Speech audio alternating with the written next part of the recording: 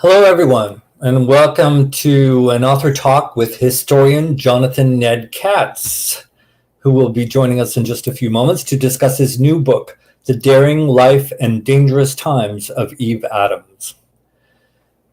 My name is Terry Beswick, and I'm the executive director of the GLBT Historical Society. Thank you so much for joining us tonight. And we'd like to begin this evening's event first by acknowledging that the GLBT Historical Society is based on Ohlone tribal land. I invite any Indigenous folks with us today to make themselves visible in the chat and be recognized as we honor the contemporary and ancestral lives of America's Indigenous peoples. So this event is being live streamed on Facebook and on YouTube, and it is also being recorded and will be posted to our website. But if you're watching tonight live, we welcome your active participation in the chat and encourage you to post comments, observations, and questions for Mr. Katz and myself, and we'll be sure to get to your questions when we can. But before I introduce Jonathan Katz, I would like to tell you a little bit about this society and the work that we do. So we were founded in 1985 as the Gay, Lesbian, Bisexual, Transgender Historical Society, recognized now internationally as a leader in the field of LGBTQ public history. Our mission is to collect, preserve, exhibit, and make accessible to the public materials and knowledge to support and promote understanding of LGBTQ history, culture, and arts in all their diversity. Our operations are centered around two sites: the GLBT Historical Society Museum, located in the heart of San Francisco's Castro neighborhood since 2011, and the Dr. John P. DeCecco Archives and Research Center in the Mid-Market District. Both are reopening to the public next week, and you can check out our growing array of exhibitions, events, and archival resources online at glbthistory.org. And finally, I want to thank our members and donors who make all of our work possible. If you are not already a card-carrying member of the GLBT Historical Society, I invite you to consider joining today. Members get a variety of perks, including a 20% discount on purchases of cool swag from our online store. And just today, we posted some wonderful new Pride merchandise, so please check that out. And you also get access to special members-only events. So you can learn more about how to become a member and other ways to support the society by visiting our website. So thank you again for being here and for helping us to make queer history. So author, historian, and outhistory.org co-founder Jonathan Ned Katz is here tonight to discuss his new book, The Daring Life and Dangerous Times of Eve Adams, the story of the daring Jewish lesbian activist Eve Adams. But before I introduce Jonathan to talk about his book and to take your questions, I want to share this brief video about his book.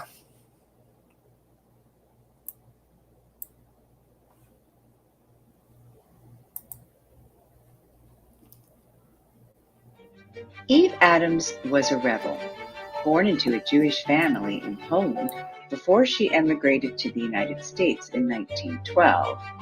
Eve Adams befriended anarchists, sold radical publications, and ran lesbian and gay-friendly speakeasies in Chicago and New York.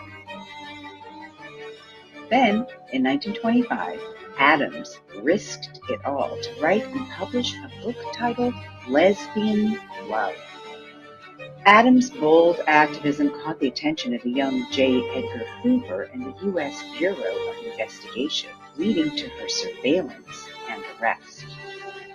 In a case that pitted immigration officials, the New York City police, and a biased informer against her, Adams was convicted of publishing an obscene book and of attempted sex with a policewoman sent to entrap her.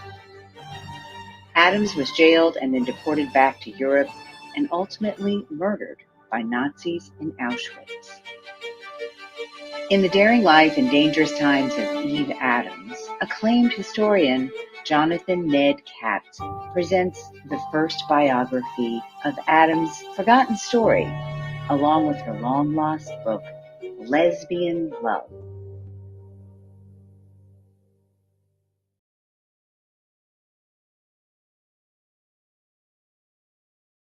So, yeah, that's a great way to get us started tonight. And so first, let's, in a moment, bring on Jonathan Ned Katz. We're very honored to have him here tonight to talk about his new book.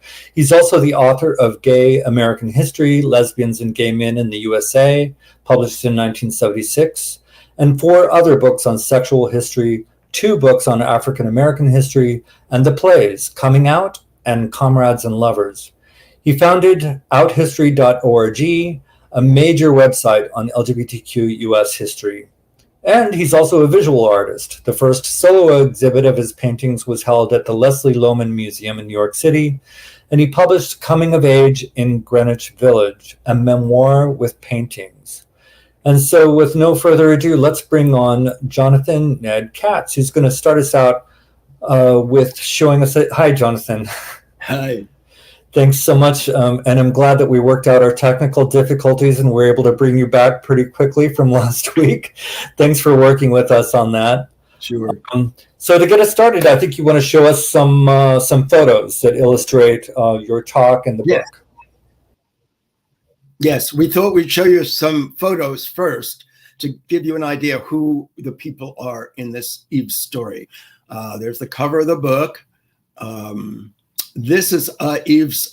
Eve is in the middle, and note her pantsuit, and note the way her sister on the right is dressed in a very traditional dress. And this is Eve went back to visit her family in Poland in 1925, and her brother Yerachmiel is her younger brother is on the left side. Next picture. Eve Adams in a passport photo from 1941. She was dying to get back into the US and get out of the threatening situation in France after the Nazis invaded. So she had this picture taken.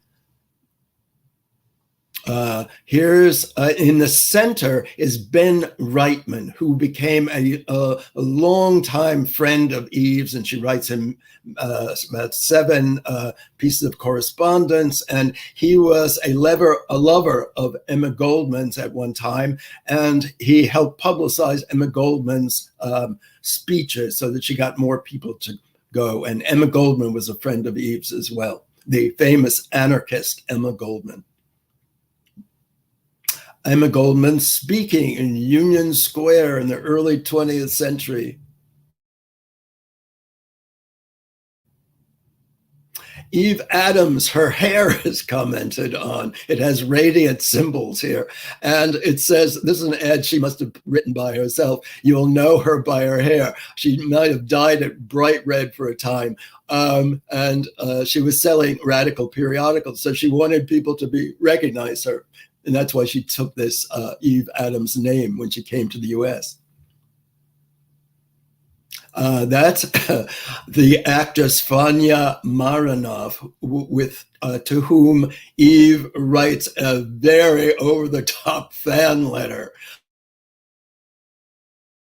So Eve was really turned on by meeting this actress who happens to have been married to Carl Van Vechten, who was mostly homosexual, but this husband and wife team lasted 50 years, and with its ups and downs, but it lasted a long time. And that's a scary card produced probably by the Justice Department or J. Edgar Hoover, listing Eva Adams, alias Eva's Lotshaver, radical activities. And what those were selling radical periodicals. So seeing this card gives me the creeps.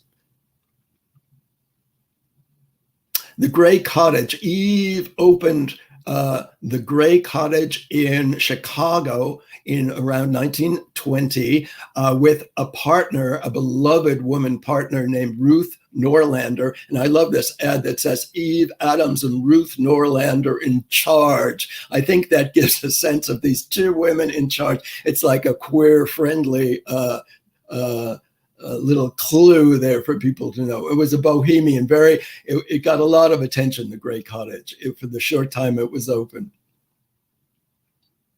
That's Eve's declaration of intent to become a citizen of the U.S. She unfortunately never did. So her being not a citizen made it easier for the U.S. government to eventually deport her. And that's the way the building had Eve's Cafe in New York. When she broke up with Norlander and came to New York, she opened Eve's Hangout in New York City in Greenwich Village on 129 McDougal Street. It's a restaurant now. You can actually go and look in the basement where her cafe was. And it looked like this around 1940, I believe.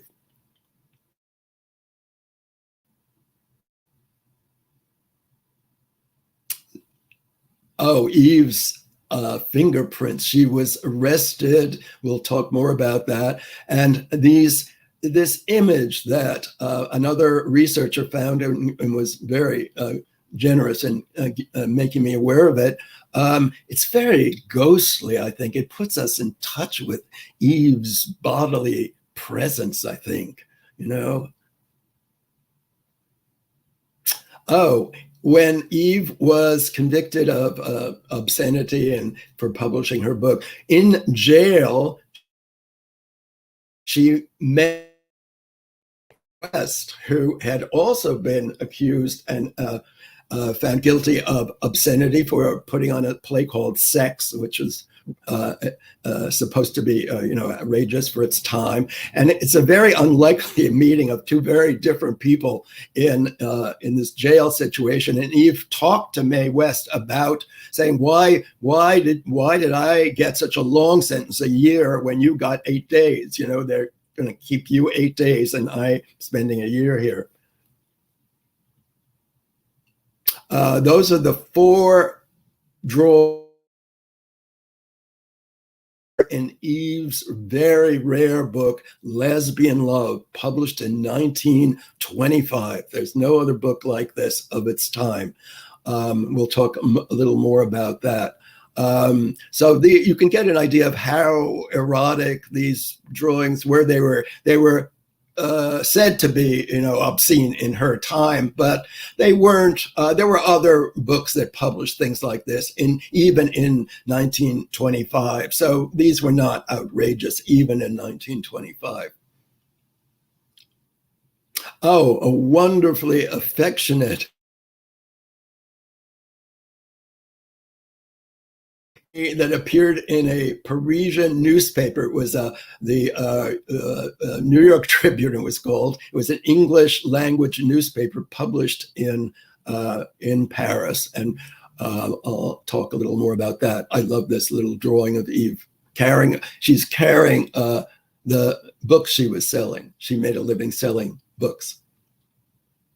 And that's Eve's friend, Hella Olstein, who was a singer. Eve took her in when she had just arrived in Paris, and with just like 5 francs to her name. And Eve, Hella later helped support both of them when after the Nazis took over, and Hella was able to sing in cafes and perform and make a living that way, make money for them both, because they were sharing an apartment and they lived together for about 13 years.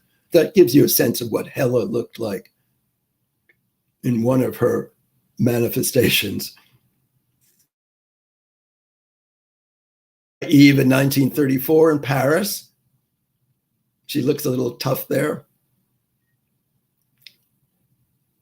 Oh, that's a postcard that Eve signed and that Hella wrote to her brother Jacques in Basel, Switzerland. And it's scary because there's a Nazi swastika and the stamp with the eagle in the middle. And it's just a sign of the Nazis having invaded France. It's a scary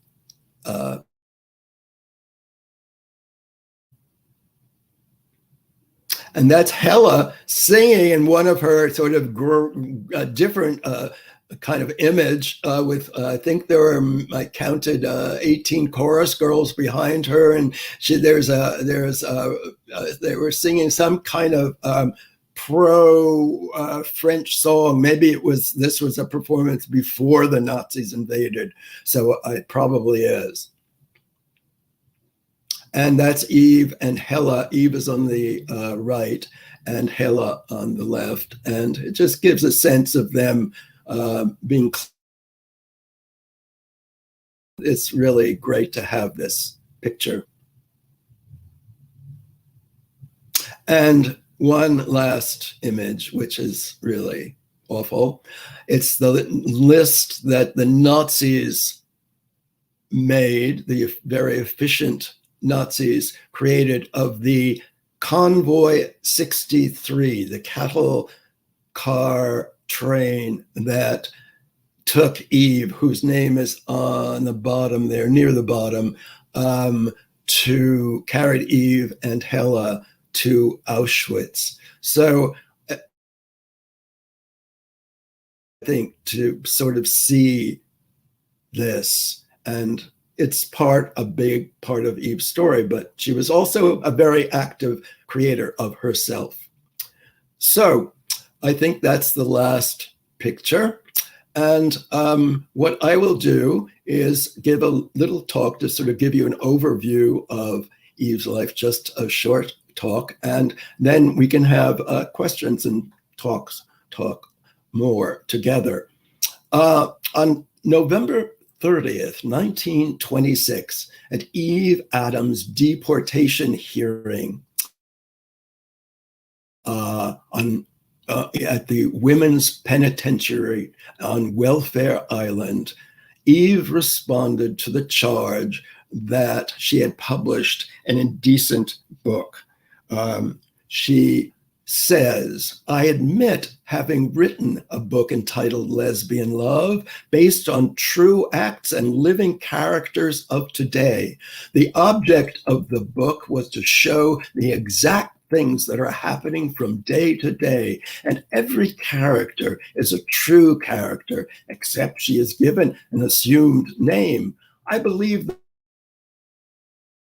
not in any way immoral, indecent, or vulgar. There is not one word in the whole book that is vulgar. I can't see why I should be singled out and sentenced to imprisonment for writing my book, which was only meant to show the humorous side of life, the serious side of life, and tragedy all in one." Born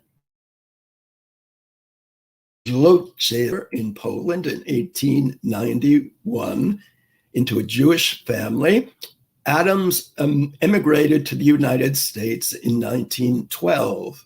And I always think of her going by the Statue of Liberty in Newark Harbor and coming from her small town of 15,000 people to, New York with very, very, very many people. What that must have been like. As soon as it gets the U.S., the 21-year-old befriended and worked with the famous anarchists and Berkman, and got to know the larger-than-life Ben Lewis Reitman. In New York City, Eve worked in the garment industry in what was called a sweatshop factory, and was a member of the progressive, quote, ladies waist makers union. Those were makers of women's blouses.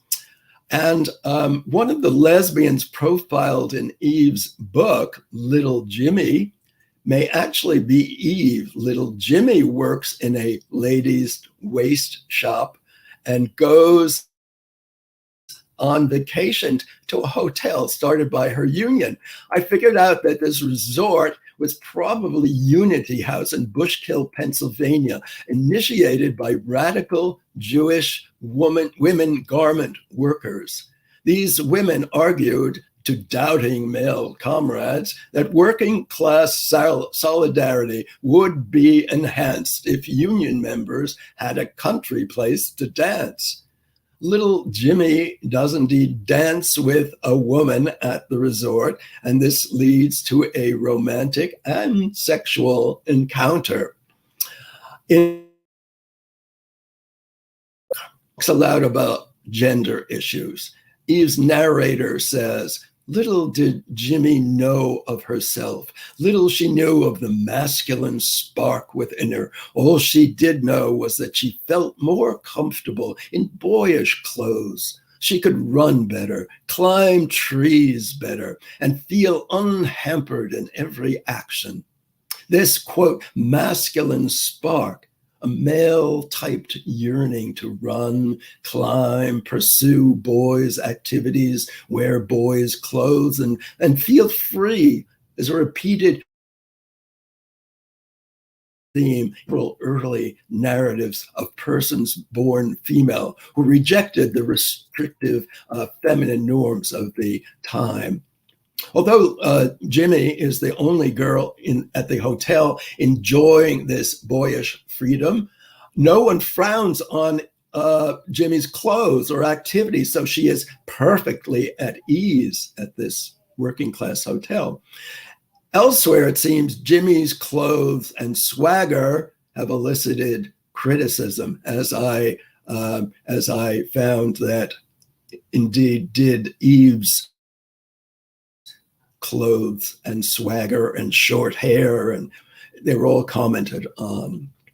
After several years, Eve got tired of factory work, and by 1918, she'd probably begun to sell radical periodicals, including the Yiddish humor magazine Der große Kundes, literally the big stick, more expressively the Big Prankster.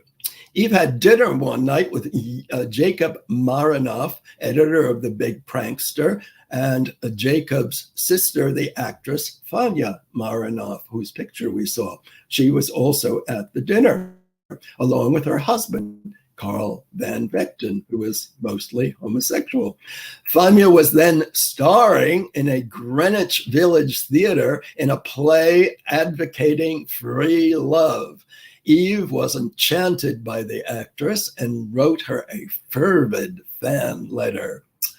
She says, I saw nothing else but your beautiful, dark, big eyes, which are hidden under these long, long lashes. Yet I saw your soul, and it made me shiver and respect you so much more than an ordinary actor. Honest, Miss Marinoff, you are a great artist and may be compared with the world's greatest. Eve started making a living as a touring saleswoman of radical periodicals. And because of her association with left radical causes and famous anarchists, Eve started to be surveilled by the Bureau of Investigation, the forerunner of the FBI. The young Justice Department employee, John Edgar Hoover, you've heard of him, initiated this surveillance of Eve because of what the Bureau called his Bureau. Well, it wasn't exactly his yet, but it became his later, a little later. What the Bureau called radical activities, selling those radical periodicals, left radical periodicals. And so we have agents' reports about Eve because she was being surveilled. So anti-Jewish and anti-gender bending comments are blatant in the reports of Bureau of Investigation agents.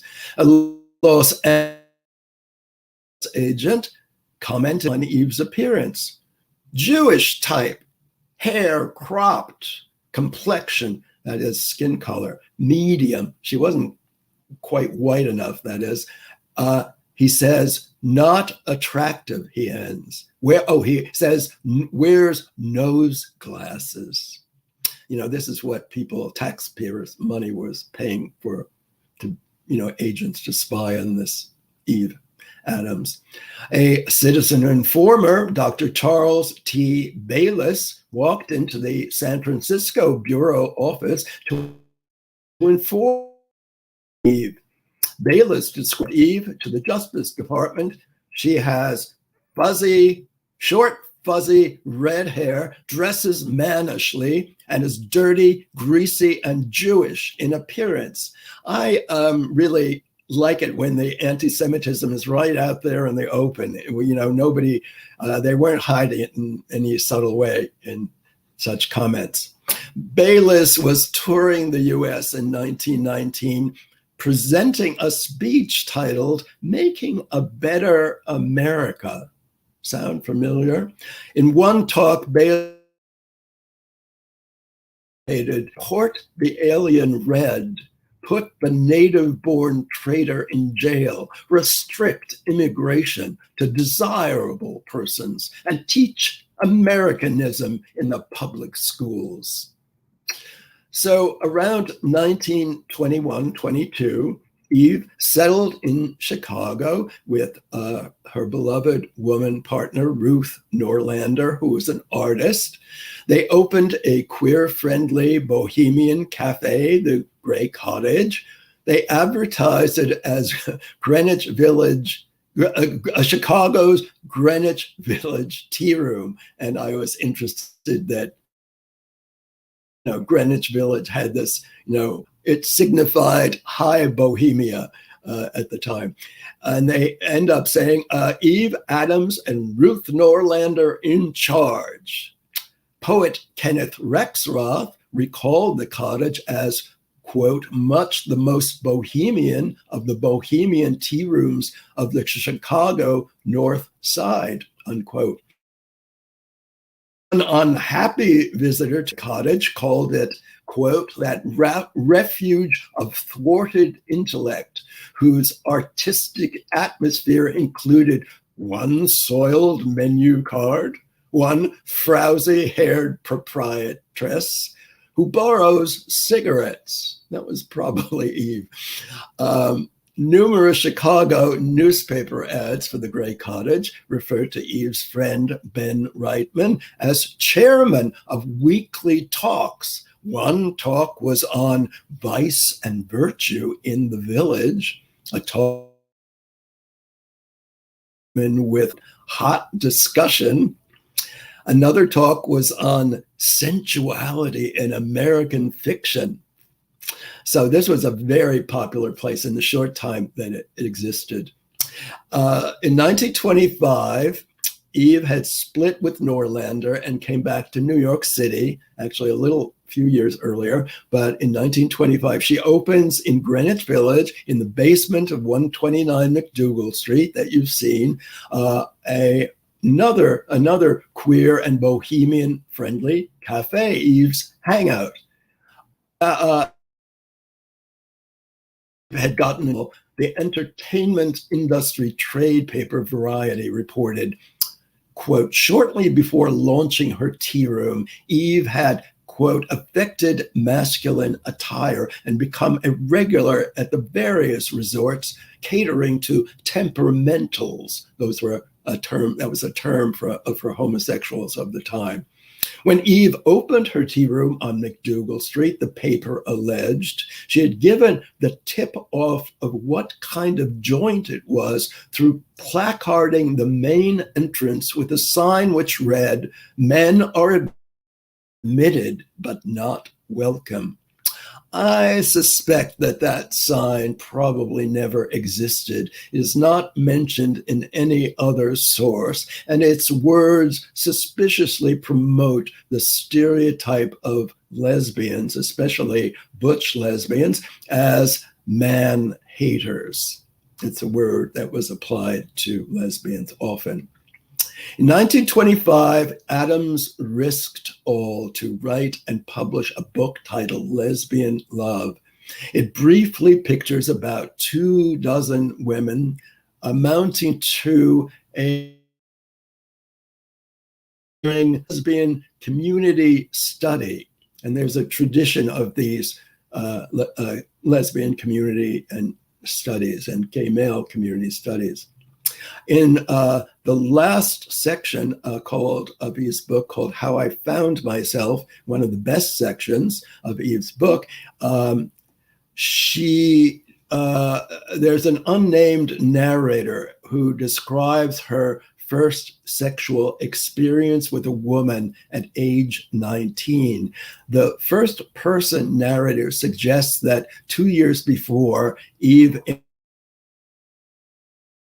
embarked for the US a sensual encounter that her narrator recalls as beautiful and one of the, quote, most significant events of my life. Eve's surveillance by Bureau of Investigation agents and immigration officials led to Eve's arrest. Immigration officials, the New York City police, and a biased informer and a number of state employees were all out to get Eve.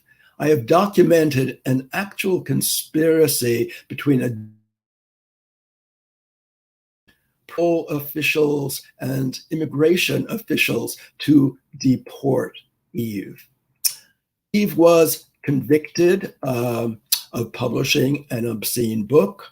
She was also convicted of a second charge, attempted sex with the policewoman sent to entrap her. Eve denied that she had come on to the policewoman, but it was one person's, testimony against the other. Adams was found guilty. She was jailed for 1.5 years and then deported to the US in 1927. Eve lived and worked in France for 13 years, selling what were considered dirty books in English that US and British tourists could not buy in their own countries. Along with Fanny Hill, Eve sold books by James Joyce, Anais Nin, D.H. Lawrence, and Henry Miller, with whom she became good friends. Henry Miller was living in Paris at the time. Eve was written up in the New York Tribune, published in Paris, despite it, in a column by an American journalist with the unusual name of Wombley Bold. Bold called Eve, quote, one of the few females who never criticizes other women, exclamation point. Bold then added, Eve had been, quote, asked to leave America because she wrote a harmless little book called Lesbian Love, unquote. He concluded with an amazing prophecy, quote, one of these years, America won't act that way. This was in 1934 that he was writing. That brief, bold comment, those extraordinary words, are the single defense of Eve's book published in her lifetime. Bold's brave words accompanied this affectionate caricature of Eve that I've shown you earlier. Eve and a dear, close, live-with companion, Hella Olstein, were living in France, in Paris, when the Nazis invaded in 1940. They, with many other people, moved south to Nice and trying to avoid the Nazis who were in Paris at first. They managed, even Hella managed to evade trouble for 3 years, but were finally arrested and sent to Auschwitz and murdered. I was fortunate in my research on Eve that Eve's brother, Yerakmiel, who immigrated to Israel, had a son, Aaron Zahavi. So Aaron Zahavi's grandfather was Eve's brother. And very late in my research, Aaron tried to find the family of Eve's companion, Hella Olstein. And sure enough, Aaron found a lawyer in Switzerland, Daniel Olstein, whose father was Hella's brother. And sure enough, Daniel Olstein turned out to have an amazing, important collection of letters from Hella some signed by Eve, including a new photo of Eve and 2 photos of Eve and Hella together.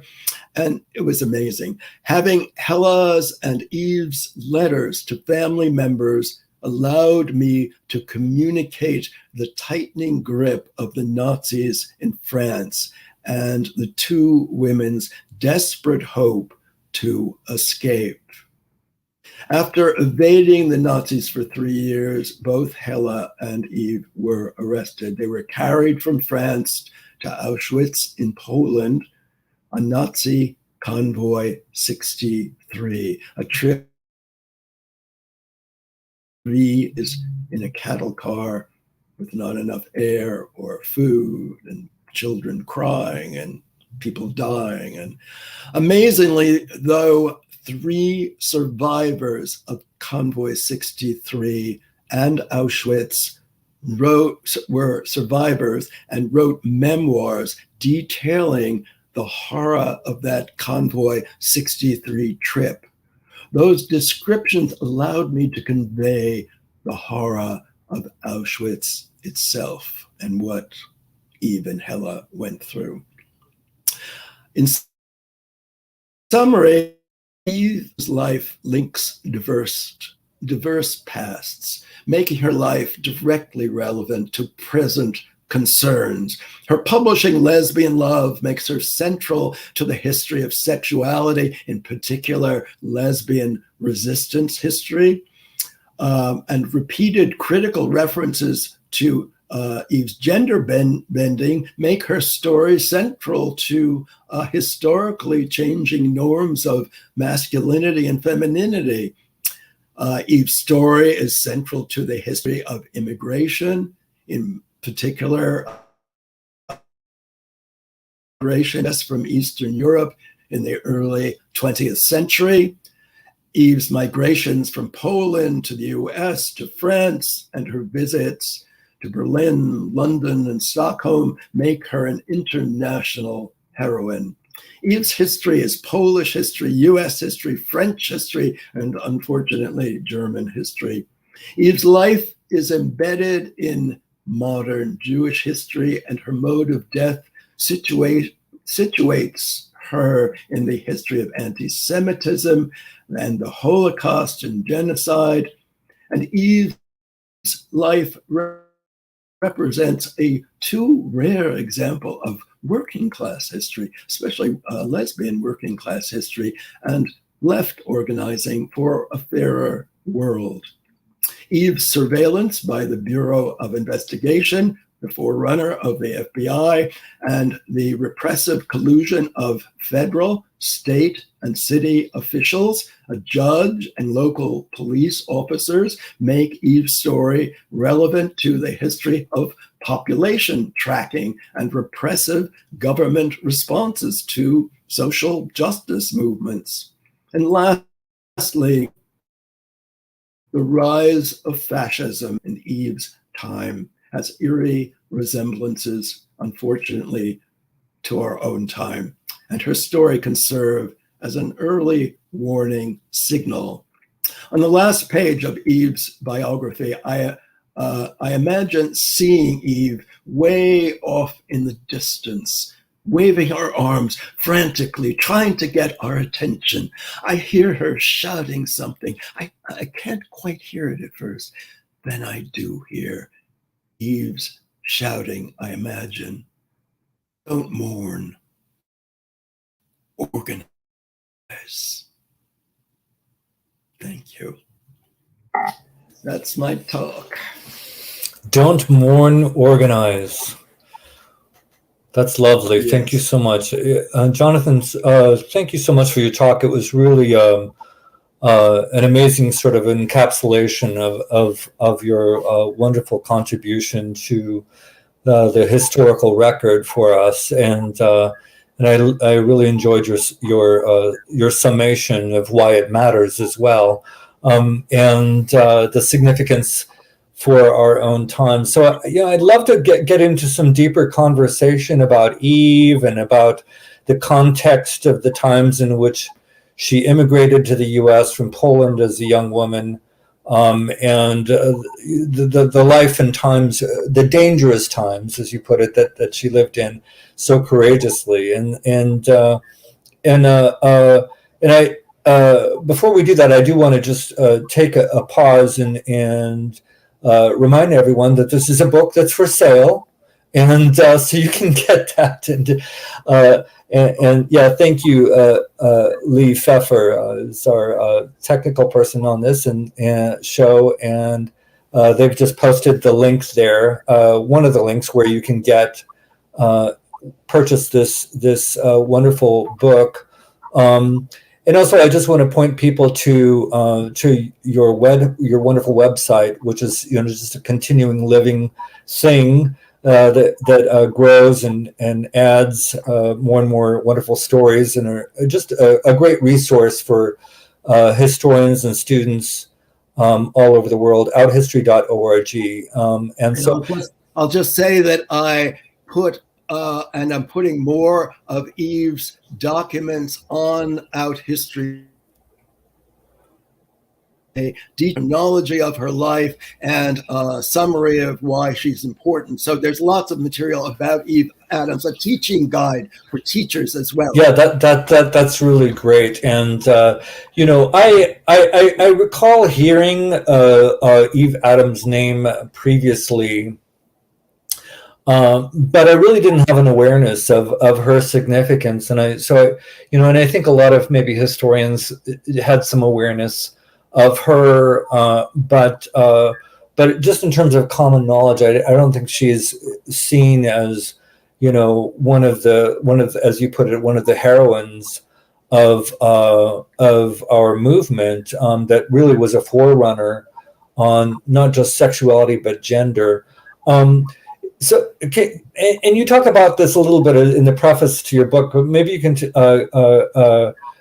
talk about, what motivated you, what first grabbed your attention, what compelled you to write about Eve Adams in particular, because she's such a complicated person. It's hard to boil her down to just one thing. Yeah, she is complicated, which I like about her. In December 2016, I read a book about women in New York City who had interesting lives and influenced the city's development. And it mentioned a Polish Jewish lesbian who had a run-in with a policewoman, and I didn't remember a thing about this person. So I started doing research on her to see what research had been done already. And it turned out that Barbara Kahn, a playwright, had done I think 2 plays about Eve Adams, and done a lot of research with a gay male associate who had helped her find documents. And so she had done significant research. And after I convinced Barbara that I was on the up and up and was going to do Eve Adams justice, Barbara was very, very generous in her helping me, letting me know what she had already found, because I hate to do research that other people have already done. I hate, reinventing the wheel. So I always start out my research on LGBT subjects by trying to see what we know already. It was Barbara's doing these plays that led me to find out about the existence of a copy of Eve's book, Lesbian Love, which is really rare. The one copy in an institution, Yale Library, had disappeared mysteriously years ago. And a woman had contacted Barbara, who had found a copy of Eve's book in the lobby of her building in Albany, New York. Many had picked it up because it looked interesting, and she the woman had contacted Barbara, and I was therefore eventually able to get a copy of Eve's book, which is reprinted as an appendix to my biography of Eve Adams. Yeah. Great. Yeah. So, and I think we have one question coming up, and I do want to encourage people who are watching on one of the live streaming platforms to go ahead and ask Jonathan whatever questions you want to have, and Lee and I will pop them up into the frame here, and then we can take it. So we have Bob Skiba here is asking, do we know where Eve lived in New York City? Was it at the same address as Eve's hangout? She lived at 38 Washington Square West, and we have just recently the New York City LGBT Sites Project has just come up with 2 photographs of where she lived. It no longer exists. So I had never been able to find it. So it's a wonderful thing that people, because of the publication of the book, more new items help us understand Eve are already appearing. So that's very exciting. So Eve lived right down the street, sort of basically a block away from her cafe at 129 McDougal Street. Right. So that was the address of Eve's hangout. She didn't live in the hangout. Okay, that's great. And yeah, maybe you can talk to us just a little bit about Eve's work in terms of creating bohemian or safe spaces for lesbians, in particular in Chicago and in Greenwich Village, and which may not seem like it may not seem like such a big thing these days, but what was the significance in that time? Yeah, well, there weren't that many, and people were in the closet from their families and their employers. And so Eve provided, with her cafe in Chicago and in New York, a place that lesbians and gay men also could go, and straight people went there too. There's a wonderful description of people carrying on and having a big, huge discussion in Eve's cafe. It's documented very well, and it's very bold.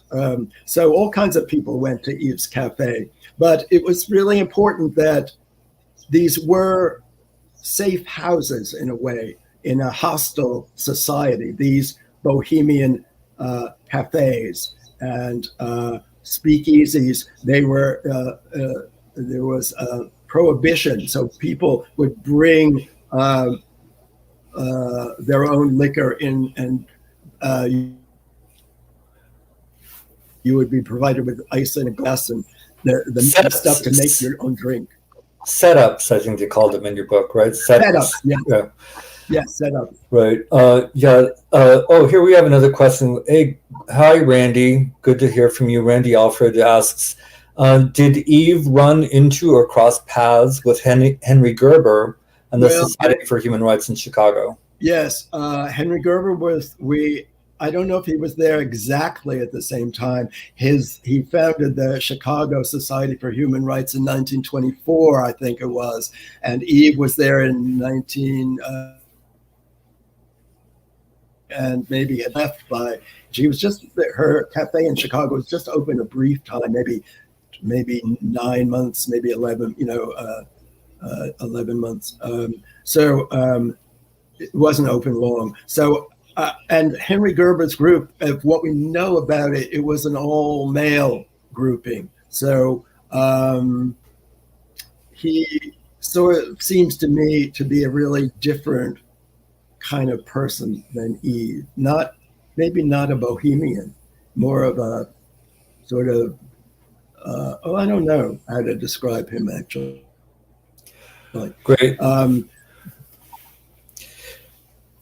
Well, we didn't have any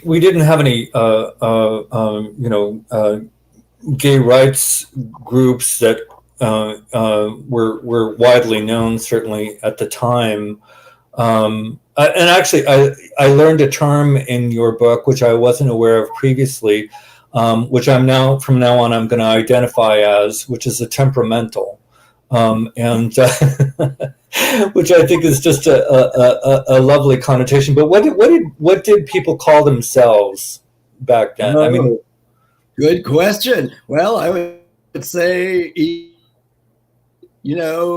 it's important that Eve uses the word lesbian in public because, for instance, there were some plays that began to portray, a wife leaving her marriage for this mysterious pole of a lesbian, but the lesbian was never mentioned by the reviewers. They were afraid to mention the word lesbian.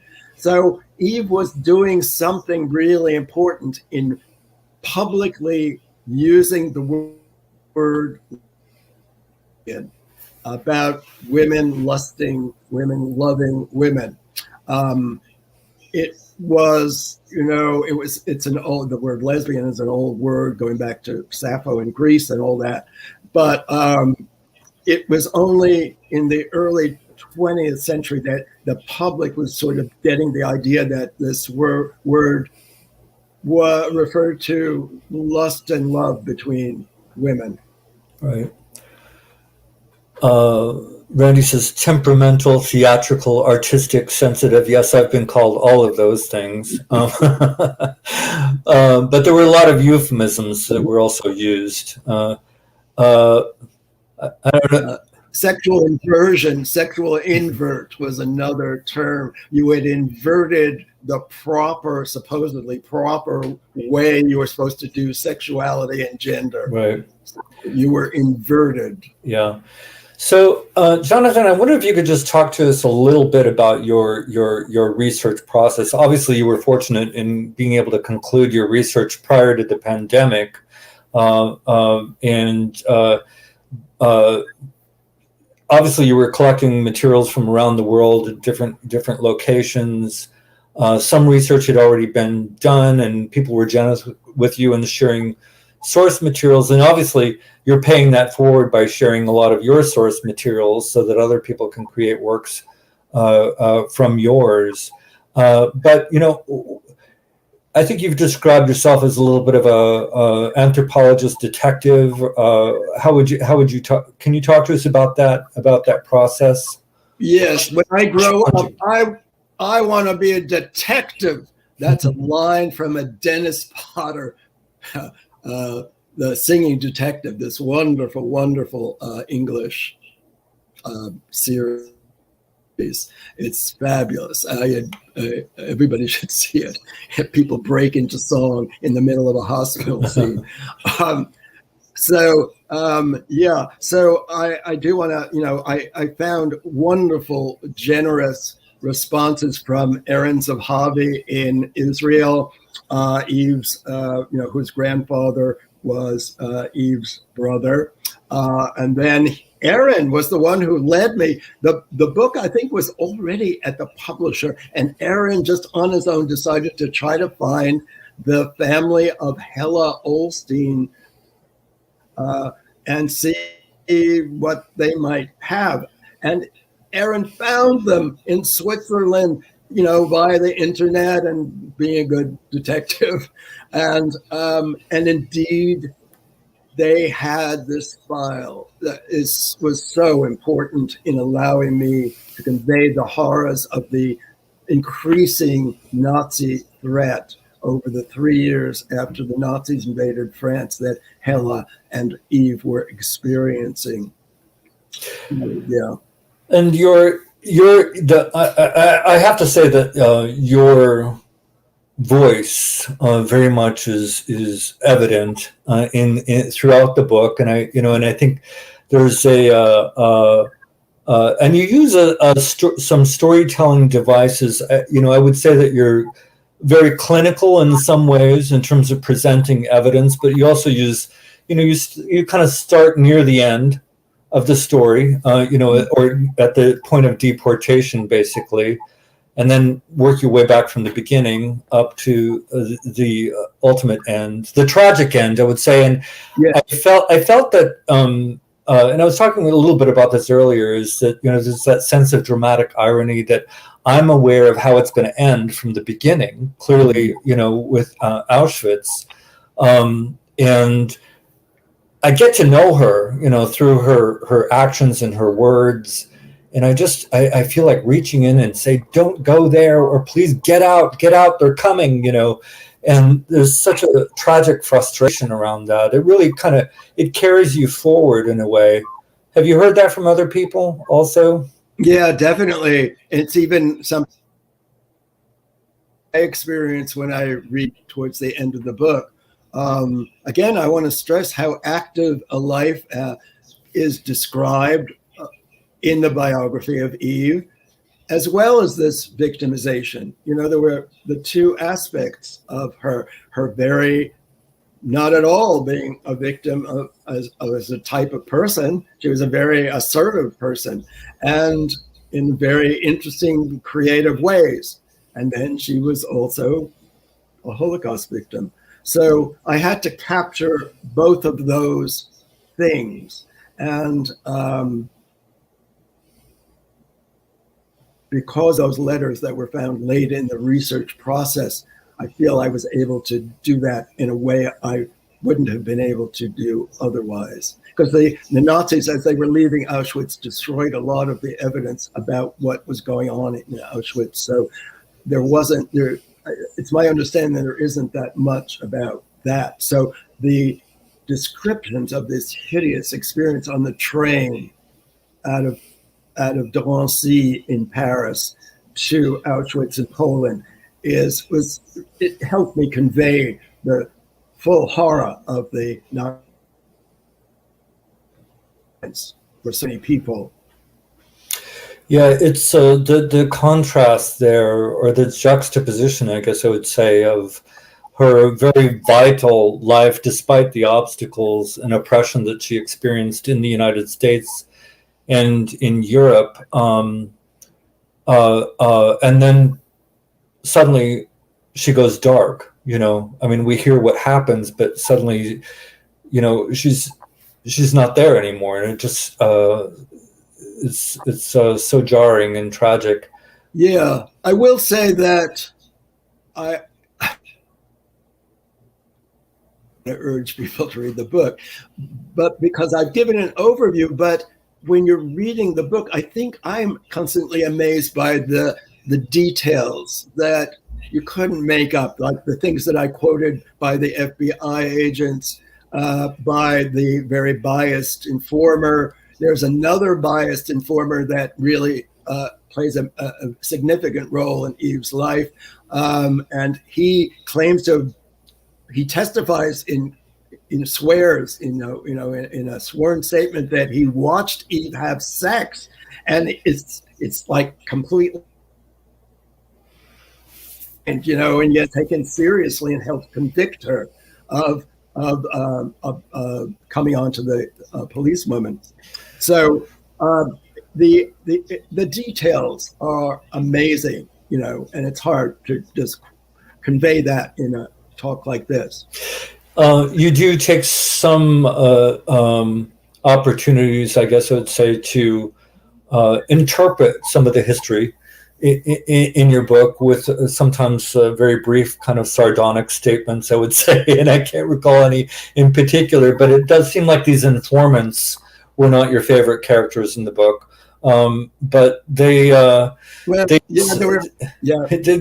seem to me a little bit like maybe there's some internalized homophobia was going on there, or maybe they were in fact gay men, which would not have been surprising at the time to turn in somebody else, Yeah, there's some hint of the last informer that I mentioned. He was a bachelor to really late in life, if he ever married. It's not clear whether he actually did marry, but he was not married and late into his life. So there's a question about was it common for Jewish unions to build a summer places? I wonder if the ladies' shirt waist getaway was women only. No, it wasn't. It was, all kinds of people could go there. I guess union members, probably just union members. It was men and women, but nobody seems to have frowned on Eve dancing with a woman. And even when Eve goes out to the theater with the policewoman who's sent to entrap her, one of the things they do in a restaurant is dance together. And so you get a sense of another culture where women dancing together didn't mean sex to people. It didn't signify lesbian in 1925 immediately like it might today. I find these details just fascinating. Yeah, there's kind of like there's certainly a courageous persona that is presented in the actions that she takes, notably writing Lesbian Love. But there's also, I think, and you quoted some of her testimony at I believe it was the deportation hearing, where she almost seems to have a little bit of naivete about what it meant to publish a book called Lesbian Love, which, it wasn't pornographic. They're very sweet little vignettes of that clearly suggested same-sex love and affection, but to publish a book that in that time, and then to suggest that, well, I was just telling a story, of some people.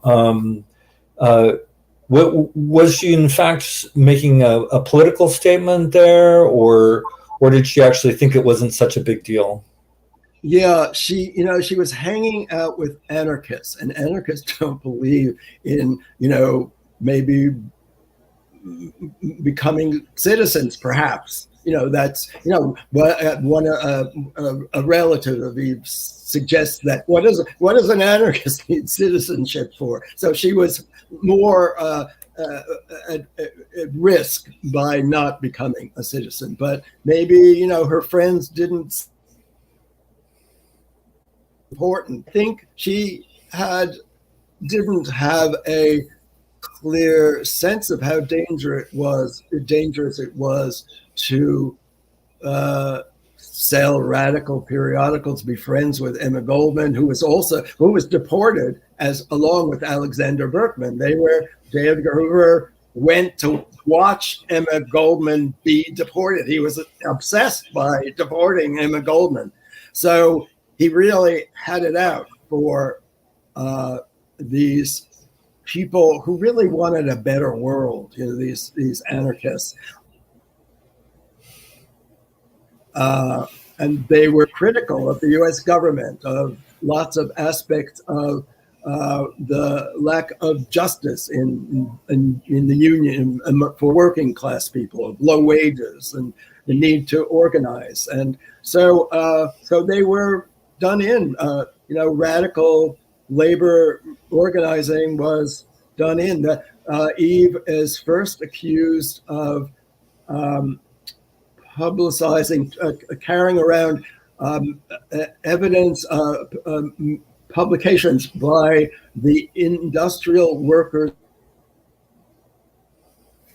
They were called the Wobblies, was the informal name, the IWW, which was a really progressive union early on in U.S. history. And it was done in by J. Edgar Hoover and the government officials that turned on it and either deported the leaders or threw them in jail or murdered them, whatever. All of those things happened to this very progressive union, which helps explain why we don't have very powerful, well, like in England, they have a Labour Party. We've never developed such a thing in the US. Mm-hmm.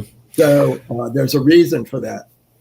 Yeah. And Karen again. Karen, so when she was taken by the Nazis, how did they classify her? What badge did she wear to Auschwitz? Very good question. Yeah, that's a very good question. She was arrested in France because she was Jewish, but she ended up in France because she had been kicked out of the US using the fact that she was a lesbian and written this Lesbian Love book. And so it's lots of intersectional aspects of Eve's life resulted in her death. Nazis, but it was there primarily she was arrested. Lesbianism was not against the law in Nazi Germany. Gay male behavior was, but historians are just recently doing more research on how lesbians were negatively impacted, although they weren't formally illegal, but yet historians are now finding evidence like other examples like Eve's story in which a lesbian is sent to Auschwitz, Right. Well, I think it's interesting. I mean, there are several sort of points of demarcation during the course of her life where she suffered due to various aspects of her identity, and which included her lesbianism, and also her anarchism, her political work, and her gender bending. Her gender bending, right? Let's not forget about that, and of course her Jewishness, and so all of those things, led to her being jailed, led to her being deported, led to her being arrested, and led to her being sent to death camp. Yeah, there's a class element too, because she was too poor to somehow, people with some more money some of them were able to get out of Germany and out of France. If you could pay, your way, there was more of a chance you could escape. The boats to the U.S. were expensive. There weren't many people being allowed in. But there's that class element too that I want to stress of why Eve succumbed and wasn't able to get out of France, even though I think she was really aware, more than a lot of people, based on her politics, of what the threat existed of. She would have been in touch with people who were passing around the rumors. The Nazis are exterminating people. These were rumors that were circulating in France and in Germany. So Eve would have been in touch with people that were aware of those rumors. And I think she would have loved to, she would have known how threatening the approaching Nazi peril was. Right. And so, and we have just about 20 minutes left, and there's so much more that we can talk about. I do want to make sure that I ask you, and you reference this a little bit in your talk and certainly in the book, but the serendipity, I guess you would call it, of Eve serving time behind bars at the same time as Mae West, and for the same similar charges, right? Were obscenity charges. Yes. And as you point out, Mae West served for 8 days. Just happened to be 8 of the days where Eve was serving a year. Was it? Yes. And so apparently they did commiserate, right? Yes, they talked. Eve says she testifies that she met Mae West in jail, and that she put her story about being arrested and for her book, and Mae West supposedly said, "Oh, I don't know why you were given such a long sentence." And it's true. I was able to document that Eve was given an unusually long sentence, and it was done for a reason. It was given, if she hadn't gotten a year from the parole commission, then they wouldn't have been able to deport her, because the law said that they could deport people who were non-citizens who had been sentenced to a crime of a year. for a year for their crime. Right, and we can see a lot of similar laws in place nowadays, of course, that have been used to separate families at the border. Even if somebody's been convicted of a minor infraction of some kind, then they can be separated from their children, and so. But it is interesting, though. Do you think also that Mae West served a short amount of time because of her fame as well? Yes. Okay. Yes, absolutely. Yeah. Absolutely. That's why she was treated, not like other prisoners. She was really treated very specially. It was really a whole different kettle of fish. So, I mean, that scene, though, has got to show up in the movie version of your book, I've got to say. and Hella singing in the cafes to make money for them so they could exist. Yes, there's love. Or Eve, selling, surreptitiously selling, Henry Mill, books, D.H. Lawrence in Paris, just to, Yes. to make a few francs. And then so there's so much in there that is actually very, very cinematic. I mean, the trajectory of the story from Poland to New York and Chicago to Paris, and of course, the tragic ending. But it really does beg for dramatization. I'm glad that you're saying that. I would love to work on a movie with more experienced movie makers and contribute my historian's ideas. It would be great fun. And I think, as I said, her story is so timely and fascinating. Yeah. What are the big lessons, for the young activists of today? I mean, I just think about, it's hard to boil Eve Adams down to like any one thing. She obviously had many different motivations. She was involved in a number of different causes. I don't think today that she would have been a single issue activist, right?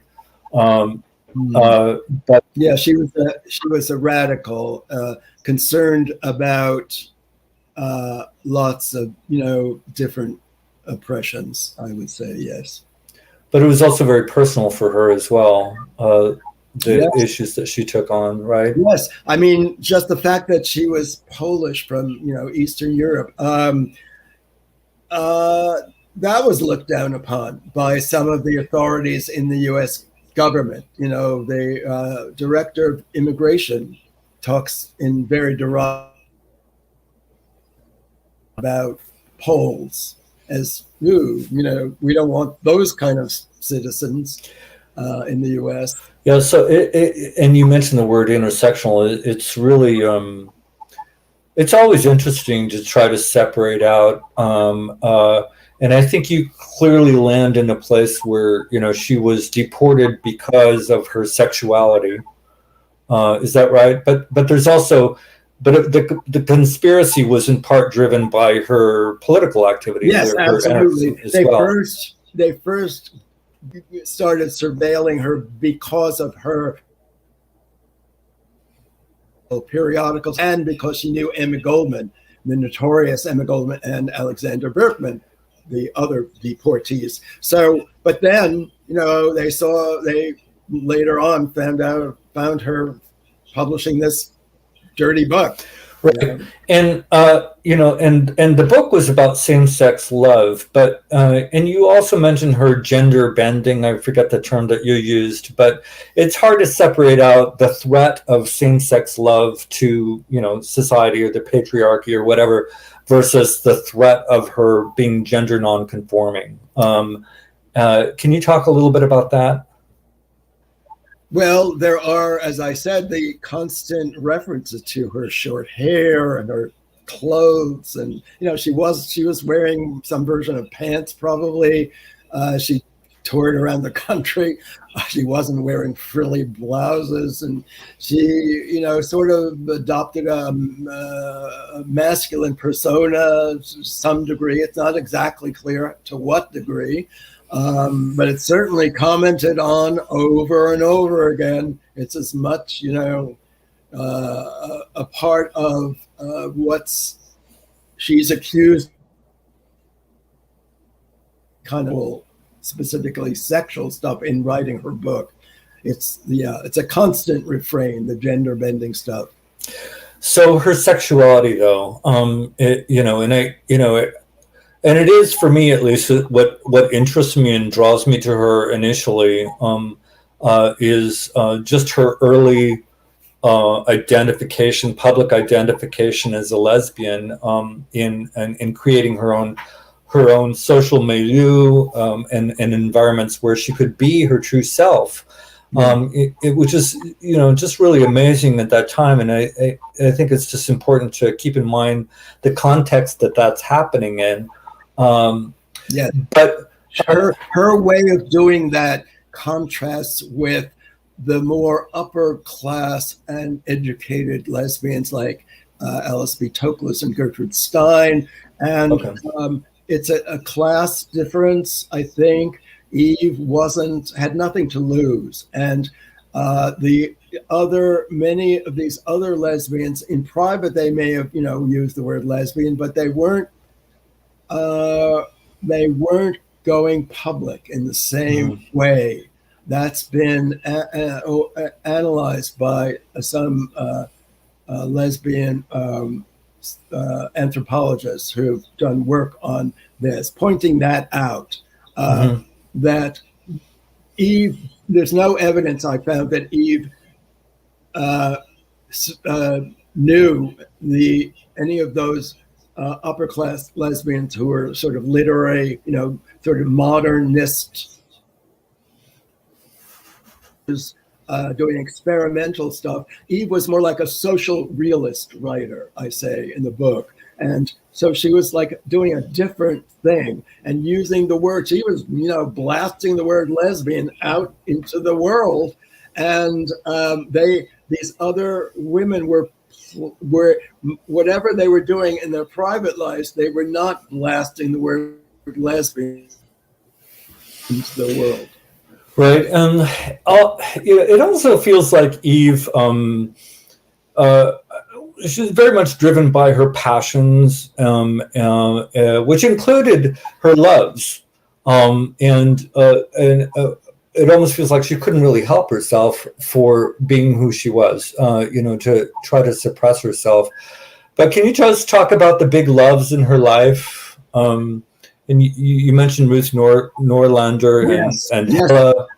I wish that I had been able to discover more about Ruth Norlander, because she's really interesting. In the little bit that we do know, I was never able to find a picture. I hope in my talking about it in public, somebody will come up with a picture of Ruth Norlander, Ruth Olson Norlander.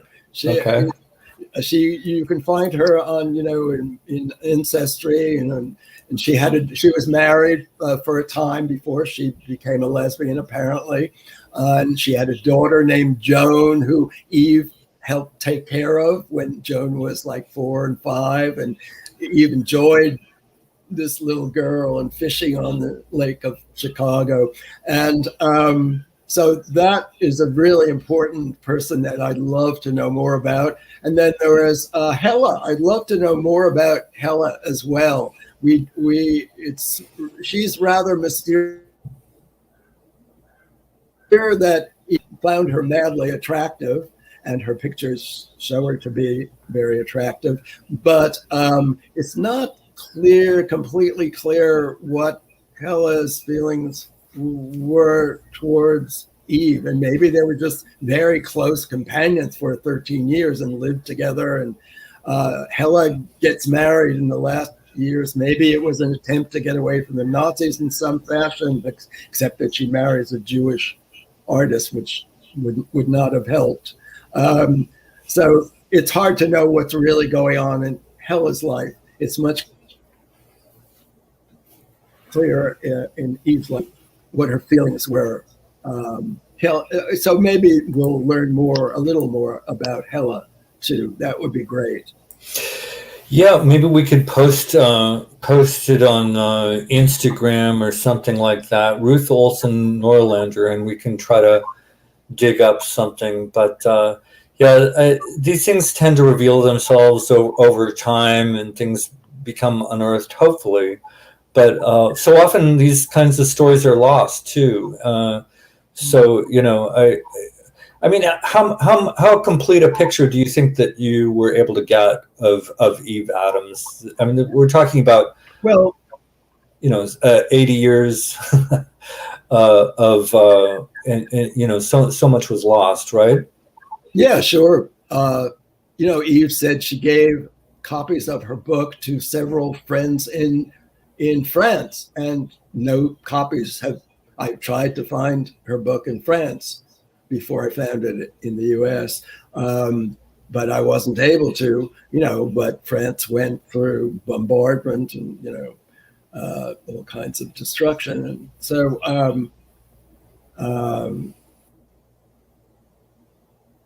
that we will find out. It's begun to happen, like the discovery of the pictures, the photographs of Eve's 38 Washington Square West, which I just wasn't able to find, and which recently turned up. Right, and so I'm going to have to look that up on that website. What is it called again? It's the New York Sites. Oh, it's a wonderful site. It's a group of people that are trying to document and bring pictures to the fore of and a historical of places that have been important in New York City, LGBTQ plus history. And they have lots of stuff up on their website. It's called NYC, it's the New York City LGBT Sites Project. That's right. Okay. Yeah. So Google that. We were looking at that recently, and we're thinking about creating something similar in San Francisco with our historic sites database. And be sure people should be sure to check out Out History and keep coming back, because I'm going to be adding material from his life. But there's some great pictures that are online. Great. On Out History. So we have just a few minutes left, and I do want to invite folks to post any questions that we can pass along to Jonathan in our closing moments. And Jonathan, is there anything in particular that we haven't touched on that you wanted to talk about with regard to Eve? There's one thing, which is that I struggle very, very hard to find evidence and present fact-based claim evidence, because people on the internet, not just Donald Trump, but a lot of people just assert things on the internet, and then other people believe it. And there's lots of misinformation about Eve Adams on the internet, and it bothers me. It bothers Barbara Kahn, and we've talked about it. And so I want to speak up for careful distinguishing between fact-based, evidence-based claims about things. Also, for careful, we don't always have it, or the evidence needs to be weighed almost always. The evidence isn't completely clear itself, and it has a certain degree of persuasiveness. So it's very important to evaluate the evidence for how true is it, and I tried to do that and make those judgments of mine very clear and separate from what I felt were the actual words in the documents, so that you can distinguish very clearly between evidence and my interpretation of the evidence. Right, which really makes me think about, when somebody does a dramatization, a movie version Eve Adams' life, how dangerous that is. No. In order to make a movie, you'd have to have actors enacting. It's a fictionalized version. I think people understand that, and it can be stated, that we've taken liberties in some Right. fashion. You can say that, and people know that that's true. It's different from a history. Yeah. Yeah. Yeah, that's a good point. So for young people today, who are, coming of age, coming to terms with their own identity, their gender, their sexuality, what lessons do they have to take? Well, Eve was 21 when she came here. I think one of the reasons she left Poland was to explore what life could lead her to.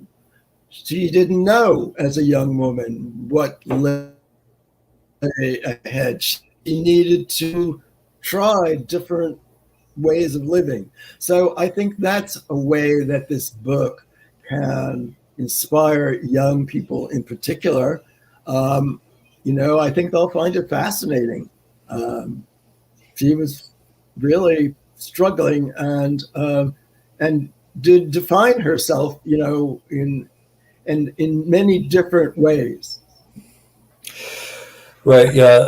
I mean, I'm not a young person, but I definitely found her story inspiring, and also your work as a detective, as a historian, inspiring. And so, and I just want to again congratulate you for this contribution, and also for all your previous work that has really added to our history and culture and our awareness. Thank you so much. Thank you. I always say it has been fun too. Very good. Yes.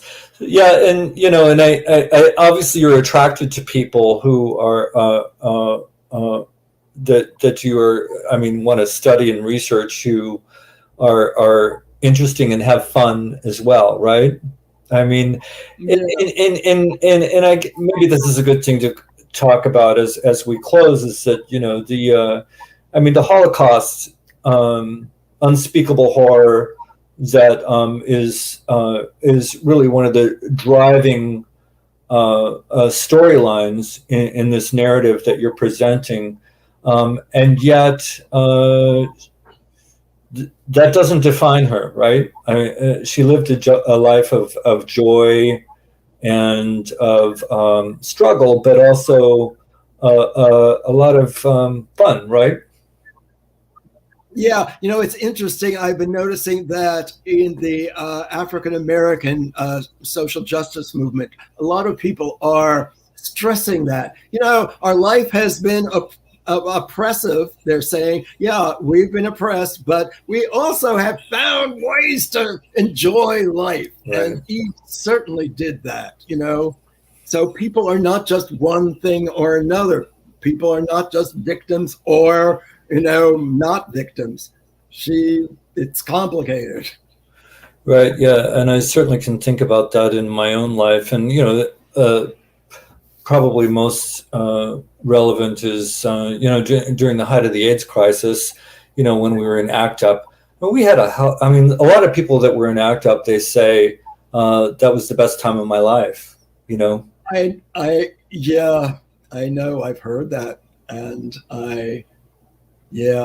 there's a play, an English play, I think, forget by who, but it's about people active in the resistance against the Nazis, and they have trouble after the war just going back to ordinary life. Right. It was horrible. Their friends were being killed during the resistance. Yeah. And we don't want to romanticize in any way, be nostalgic about it. Yeah. you are is a sense of camaraderie about people working together against AIDS and the government's, not talking about it. And there was a wonderful camaraderie there. Right. Okay. Well, thank you again so much, Jonathan Ned Katz, for joining us and for sharing this work with us. Everybody buy the book, and write a nice review on Amazon to help support Jonathan's further work. And thank you all for joining us here tonight. And please check out our website, glbthistory.org, to learn about other upcoming events that we have like this one. And with that, thank you all and have a wonderful evening. And thank you, Lee. Yes, thank you, Lee. Thank you for your work behind the scenes. Yes, thank you.